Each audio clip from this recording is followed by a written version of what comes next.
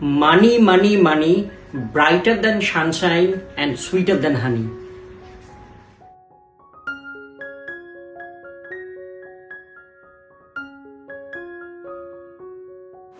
সত্যি টাকা মধুর মতো মিষ্টি।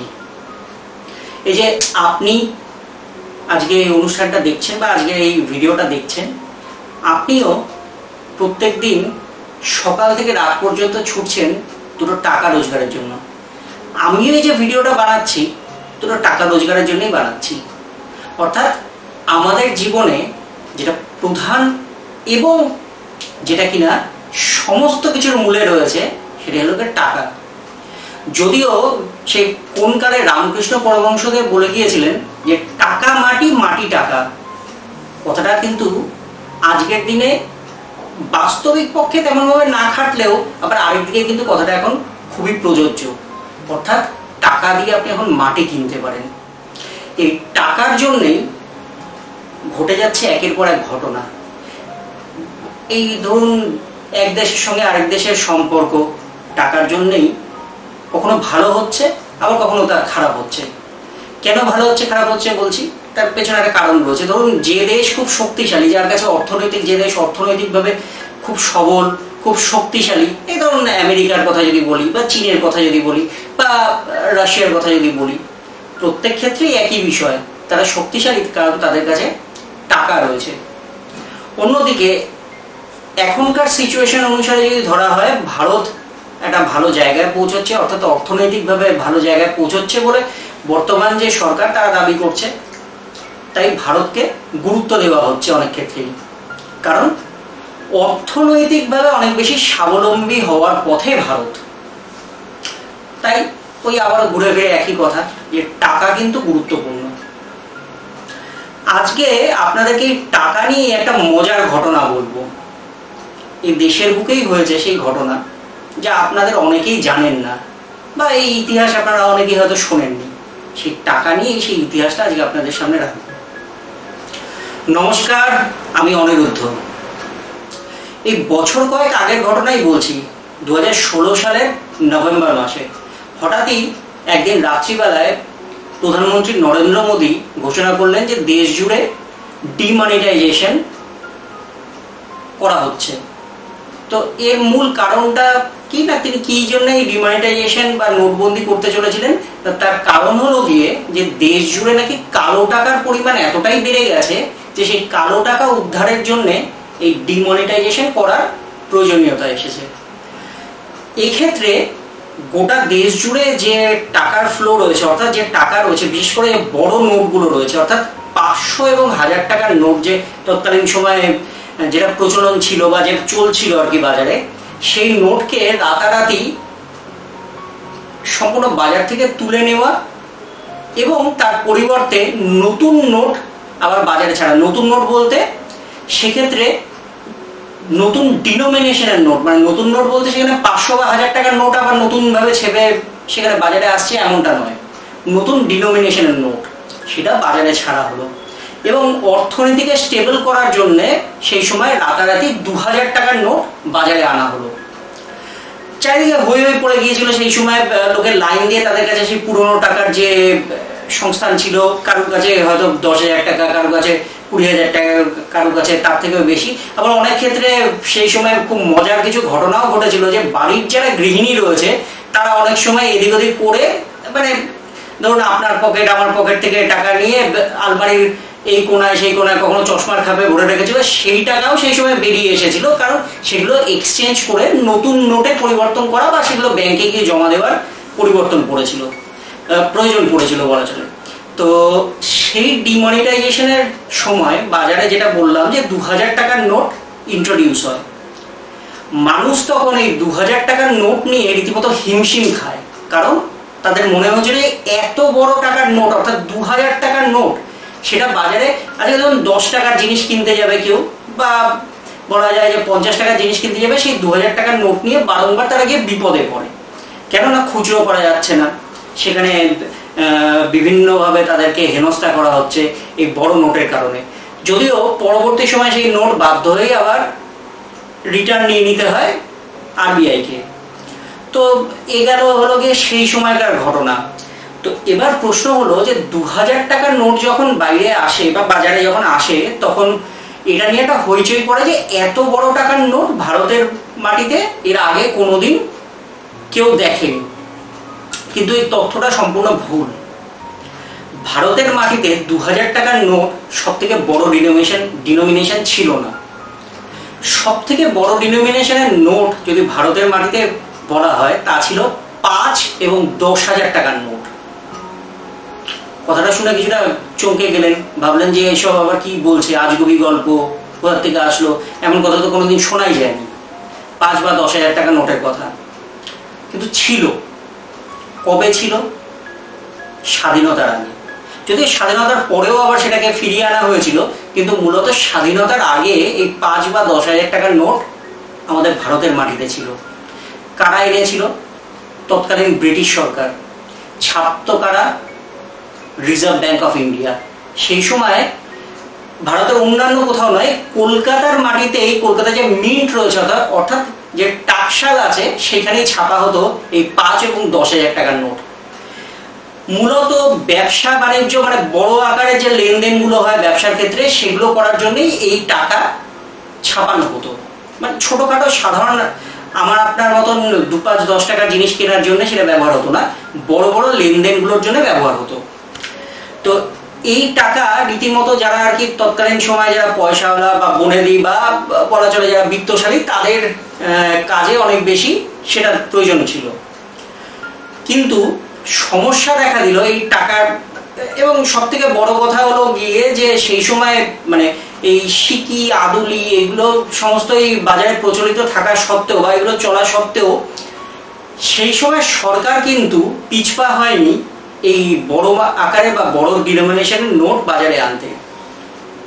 কিন্তু সমস্যা বা বাদ সাধলো এই নোট কখন না, যখন 1939 সালে দ্বিতীয় বিশ্বযুদ্ধ বাঁধলো।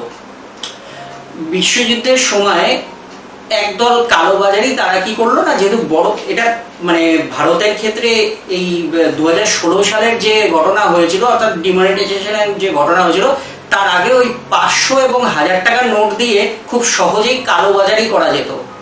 ঠিক একই রকম ভাবে ওই সময় ওই 5 এবং 10,000 টাকার যে নোট, সেই নোট দিয়ে কালোবাজারি শুরু হলো। কোথায় শুরু হলো না, ভারতীয় এই টাকা নিয়ে ইউরোপের একাধিক দেশে শুরু হয়েছিল কালোবাজারি। সেই কালোবাজারির থেকে মুক্ত করবার জন্য দেশকে তখন ব্রিটিশ সরকার সিদ্ধান্ত নিয়েছিল যে এই যে 5 এবং 10,000 টাকার যে নোট, সেগুলোকে তুলে নেওয়া হবে বাজার থেকে। কিন্তু এই যে দ্বিতীয় বিশ্বযুদ্ধ অর্থাৎ বিশ্বযুদ্ধের চাপে পড়ে সেই সময় সেই কাজ আর করা যায়নি, কারণ ওই যুদ্ধ পরিস্থিতির মাঝখানে এই ধরনের সিদ্ধান্ত নিলে সেটা আরো বুমেরাং হয়ে ব্রিটিশ সরকারের ওপরে এসে পড়তো। সেই জন্য ব্রিটিশ সরকার সেই সময় এই টাকাকে উইথড্র করে নেওয়ার যে কথা বা এটা নিয়ে যে সিদ্ধান্ত, সেটা তখন কার্যকর করেনি। এরপর 1945 সালে 6 এবং 9 অগাস্ট জাপানের যে হিরোশিমা এবং নাগাসাকি দুটো শহর রয়েছে, সেখানে অ্যাটম বোম নিক্ষেপ করা হয়। এবং এই অ্যাটম বোম নিক্ষেপ করার ফলে আপনারা সকলেই জানেন যে সেখানে কি হয়েছিল, যে কত বড় ধ্বংসলীলা সেখানে চলেছিল। আজও তার এফেক্ট জাপানের ওই দুটো শহরের উপরে আসে। এই ঘটনার ঠিক পরেই দ্বিতীয় বিশ্বযুদ্ধ থেমে যায় 1945 সালে। কারণ এত বড় একটা ম্যাসাকার হয়েছে, সেখানে এত বড় ঘটনা হয়ে গেছে। তারপরে আর মানে গোটা বিশ্ব জুড়ে আর যুদ্ধের দিকে এগোতে কেউ চায়নি, তাই সে যুদ্ধ থেমে যায়।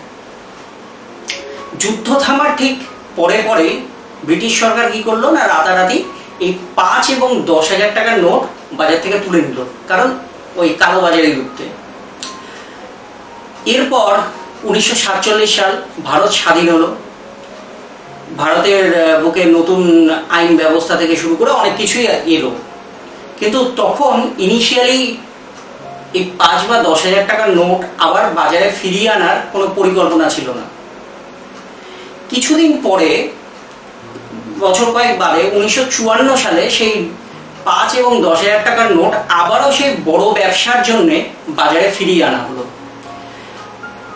সেই সময় যারা ব্যবসায়ী ছিল, যারা বিত্তশালী ছিল, তারা এই নোট ব্যবহার করত এবং তারা আর কি সেই ব্যবসার কাজে, বড় বড় ব্যবসা, মানে সেটা ইম্পোর্ট এক্সপোর্ট থেকে শুরু করে বিভিন্ন ব্যবসার কাজে তারা সেই নোট ব্যবহার করতে শুরু করলো। কিন্তু সমস্যা দেখা দিল অন্য জায়গায়। পরবর্তী সময় যখন ইন্দিরা গান্ধী সরকার গঠিত হলো, সেই সময় আবারও এই কালোবাজারি বাড়তে শুরু হলো। সেই সময় কালোবাজারি অর্থাৎ বড় ব্যবসায়ীদের মধ্যে অনেকের মধ্যে এই কালোবাজারির যে ঘটনাগুলো সেগুলো লক্ষ্য করা যাচ্ছিল। হঠাৎ করেই সেই সময় মোরারজি দেশাই তিনি কি করলেন না, ঘোষণা করলেন যে এই 5 এবং 10,000 টাকার যে নোট সেগুলোকে বন্ধ করে দেওয়া হবে, বাজার থেকে তুলে নেওয়া হবে, অর্থাৎ ডিমনিটাইজেশন করা হবে। কারণ এই বড় নোট দিয়ে খুব সহজেই কালোবাজারি করা যায়। যেমন ভাবনা কার্যকর হতে বেশি সময় লাগলো না, বন্ধ হয়ে গেল। এরপর আর ওই নোটগুলো কখনো ফিরে আসেনি। 2000 সালের পরে, অর্থাৎ 2014-15 সালের পরে কি হয় না, আবার নতুন করে একটা কথা ওঠে যে যদি 5 এবং 10,000 টাকার যে নোট, সেই নোট যদি ফিরিয়ে আনা যায়। তৎকালীন সময়ে আরবিআই এর গভর্নর ছিলেন রঘুরাম রাজন, তিনিও এই প্রস্তাব রাখেন। কিন্তু পূর্ব অভিজ্ঞতার থেকে, আগে যা ঘটনা হয়েছে সেই অভিজ্ঞতার থেকে পাবলিক অ্যাকাউন্টস কমিটি যেটা রয়েছে সরকারের অধীনে, তারা কি করলো না, পত্রপাঠ সেই যে চিন্তা ভাবনা সেটাকে খারিজ করে দেয়। কেন? আবার যদি সেই দুর্নীতি, আবার যদি সেই কালোবাজারি এগুলো সামনে চলে আসে, তাহলে সমস্যায় পড়বে সরকার। সরকার আবার স্টেবিলাইজেশনের হাত থেকে দূরে সরে যাবে, অর্থাৎ স্টেবল সরকার, সেই অর্থনৈতিক যে দিকটা স্টেবল সরকারের, সেই দিকটা ক্রমেই সেখানে নষ্ট হয়ে যাবে। তাই এই বিষয়ে বা এই সিদ্ধান্ত থেকে দূরে চলে গেল। তাই এই যে সিদ্ধান্ত বা এই যে পরিকল্পনা, সেটা 20 বাও জলে চলে যায়, আর 5 বা 10,000 টাকার নোট বাজারে আসেনি। 2016 সালে ডিমনিটাইজেশনের পরে আবারও ভারতের বাজারে একটা বড় ডিনোমিনেশনের নোট আসে। কিন্তু এবার আর 5 বা 10,000 টাকার নোট নয়, এবার বাজারে আসে 2000 টাকার নোট, যেটা আগেই বলছিলাম আপনাদেরকে। সেই 2000 টাকার নোট দিয়ে বেশ কিছুদিন চলার পরে আবারও বেশ কিছু কালোবাজারি নতুন করে তাদের আমদানি হয়। যেখানে কালো টাকা উদ্ধার করার জন্য, বাজার থেকে যে কালো টাকা রয়েছে সেটা উদ্ধার করার জন্য যে ডিমনিটাইজেশন হয় এবং তারপরে বড় মাপের নোট বা বড় ডিনোমিনেশনের নোট ভারতের বাজারে আনাবার চেষ্টা হয় বা ভারতের বাজারে আনা হয়, সেক্ষেত্রে যে উদ্দেশ্যে এটা আনা হয়েছিল সেটা তো পূরণ হয়নি, বরং নতুন করে আবার কালোবাজারি শুরু হয়। এরপর রাতারাতি 2023 সালে 2000 টাকার নোট বাজার থেকে তুলে নেয় আরবিআই। এতক্ষণ পর্যন্ত 5 বা 10,000 টাকার নোট নিয়ে আপনাদেরকে বিভিন্ন তথ্য দিলাম, কিন্তু এবার যে বিষয়টা নিয়ে বলবো তাতে আপনারা রীতিমতো চমকে উঠবেন। জানেন কি, ভারতের বাজারে 5 বা 10,000 টাকার নোট নয়, 1 লক্ষ টাকার নোটও এসেছিল। যদিও এই নোট আরবিআই ছাপায়নি, আরবিআই এর তরফ থেকে এই নোটে কোনো স্বীকৃতিও দেওয়া ছিল না, তবু এই নোট এসেছিল একটা সময় ভারতের বাজারে। কে এই নোট এনেছিল? এই নোট এনেছিল আজাদ হিন্দ ব্যাংক। স্বাধীনতা সংগ্রামের সময় যখন বহু বিত্তশালী মানুষ, বিভিন্ন ব্যবসায়ী থেকে শুরু করে যারা স্বাধীনতা সংগ্রামের সঙ্গে যুক্ত ছিল এবং তার পাশাপাশি যারা কিনা স্বাধীনতা সংগ্রামের সঙ্গে সহমর্মিতা প্রকাশ করত, সেই ধরনের মানুষেরা তারা বিভিন্ন সময় টাকা পয়সা দিতেন, মানে এই সংগ্রাম যাতে চালিয়ে যাওয়া যায়, যাতে তার বিভিন্ন অ্যাক্টিভিটি চালিয়ে যাওয়া যায়, তার জন্য তারা টাকা দিতেন। তো এই যে টাকা দিতেন, সেই টাকাগুলোকে জমা হতো আজাদ হিন্দ ব্যাংকে। মায়ানমারে সেই ব্যাংকের ইউনিট ছিল এবং এই ব্যাংকটি গঠন করেছিলেন নেতাজি সুভাষচন্দ্র বসু। সেই আজাদ হিন্দ ব্যাংক তাদেরই তৈরি বা তাদের সেখান থেকে এই স্বীকৃতিপ্রাপ্ত এই নোট ভারতের বাজারে আসে, 1 লক্ষ টাকার নোট। এবং আপনারা জানলে অবাক হবেন, এই যে নোট, এই নোটে মহাত্মা গান্ধীর ছবি ছিল না, ছিল নেতাজি সুভাষচন্দ্র বসুর ছবি। অনেকেই এখন দেখি দাবি করেন যে ভারতীয় মুদ্রা যেটা রয়েছে, অর্থাৎ যে নোট ভারতে রয়েছে, সেই নোটে কেন শুধুমাত্র মহাত্মা গান্ধীর ছবি থাকবে, কেন নেতাজি সুভাষচন্দ্র বসুর ছবি থাকবে না? ছিল, নেতাজি সুভাষচন্দ্র বসুর ছবি সহ নোট ভারতের বাজারে এসেছিল। সেই নোট শুধুমাত্র এখানে নয়, সেই নোট স্বীকৃতি পেয়েছিল জার্মানি, সহ একাধিক দেশে, মানে বিশ্বের একাধিক দেশে সেই নোট সেই সময় স্বীকৃতি পেয়েছিল। কিন্তু পরবর্তী সময়ে সেই নোটকে সম্পূর্ণভাবে বাতিল করে দেওয়া হয়, কারণ সেটা আরবিআই স্বীকৃত ছিল না বলে। আরও একটা কথা বলে রাখি, এই যে নোট যেটা এসেছিল সেই সময় 1 লক্ষ টাকার নোট, তাতে একটা ছোট্ট কথা লেখা থাকতো, স্বতন্ত্র ভারত। অর্থাৎ স্বতন্ত্র ভারতের যে প্রতিচ্ছবি সেটা সেই নোটের মধ্যে সবসময় জন্য থাকতো। যদিও খুব অল্প সময়ের জন্য সেই নোট ভারতের বাজারে ছিল, কিন্তু তার পরবর্তী সময় সেটা চালানো হয়নি।